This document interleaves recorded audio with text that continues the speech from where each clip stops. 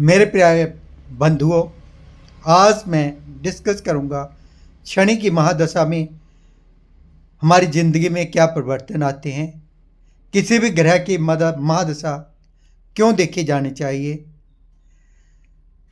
किसी भी ग्रह की महादशा हमारे जीवन की दिशा और दशा को दर्शाते हैं।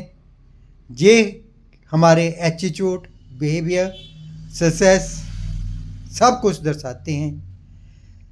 महादशा कैसी निकलेगी इसको जानने के लिए उस ग्रह के जो नेचर है उसको जानना चाहिए। शनि पीड़ा का कारक है, शनि देरी का कारक है, शनि गंभीरता का कारक है, शनि हार्ड वर्क का कारक है, शनि अनुशासन का कारक है, शनि हम न्याय का देवता है। जो हम कर्म करते हैं उसका फल देने वाला ग्रह है।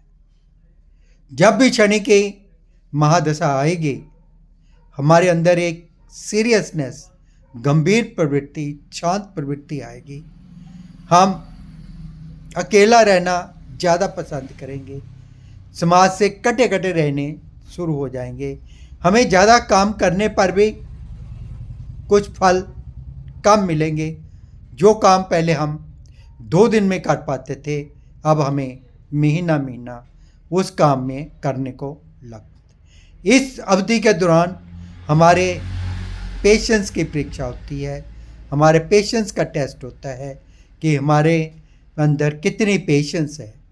यदि पेशेंस टूटी तो हम गए। जब हम अब पेशेंस रखते हैं तो शनिदेव हमें बहुत ज़्यादा अच्छे रिजल्ट्स देने वाले होते हैं, लेकिन ये हमारे पेशेंस को टेस्ट करते हैं।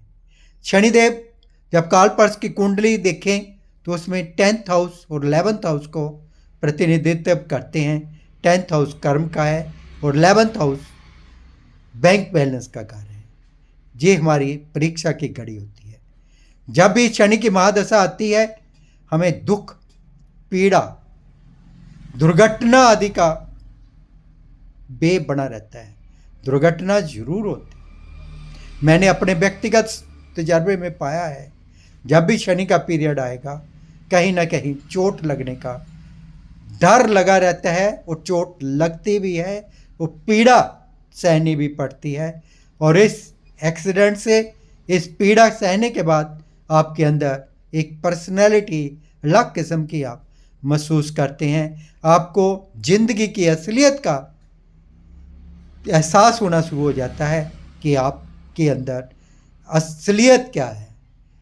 जो बृहस्पति की महादशा में आपके अंदर एक ईगो, आपके अंदर एक अभिमान जाग गया था, जो शनि की महादशा आते आते वो अभिमान आपसे चला जाता है।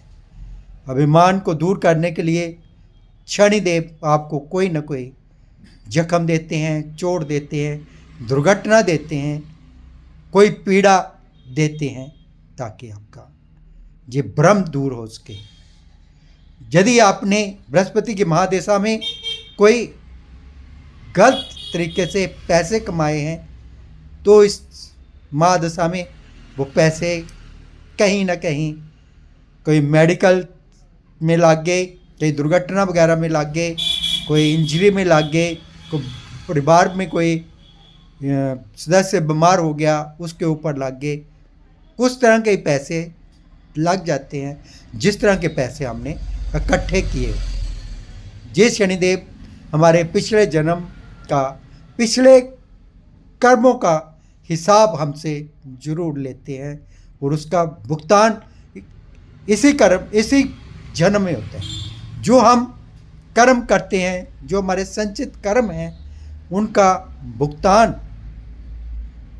कहीं और नहीं, इसी कर्म में हमें शनि के महादशा में भुगतना ही पड़ता है।